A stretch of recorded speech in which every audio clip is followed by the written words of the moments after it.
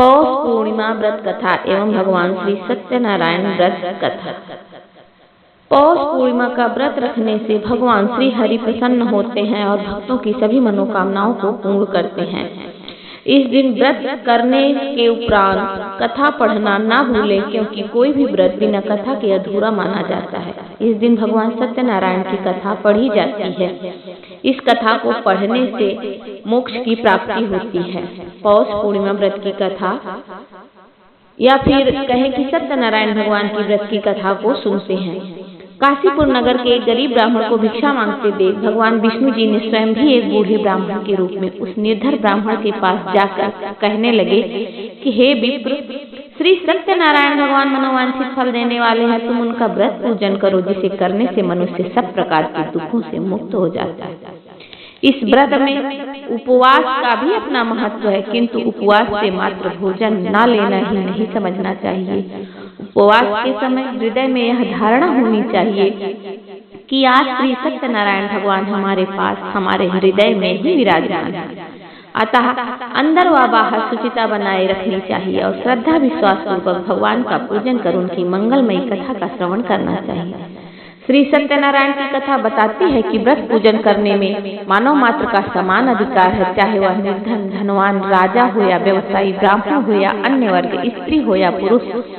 यही स्पष्ट करने के लिए इस कथा में निर्धन ब्राह्मण, गरीब लकड़हारा, राजा, उल्कामुख, धनवान व्यवसायी, साधु वैश्य, उसकी पत्नी लीलावती, पुत्री कलावती, राजा तुंगध्वज एवं गोपगणों की कथा का समावेश किया गया है।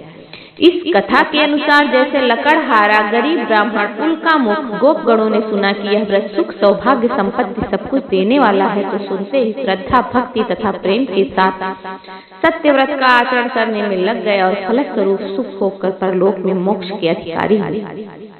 एक साधु वैश्य ने भी यही प्रसंग राजा उल्कामुख से सुना, किंतु उसका विश्वास अधूरा था और श्रद्धा में कमी होने के कारण उसने मन में प्रण लिया कि संतान प्राप्ति पर सत्यव्रत पूजन करूंगा। समय बीतने पर उसके घर एक सुंदर कन्या ने जन्म लिया। पत्नी ने व्रत की याद दिलाई तो उसने कहा कि कन्या के विवाह के समय कर लेंगे।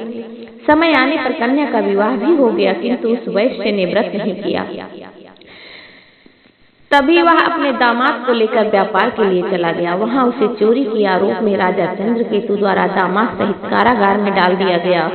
उसके अपने घर में भी चोरी हो गई। पत्नी लीलावती और पुत्री कलावती भिक्षावृत्ति के लिए विवश हो गए।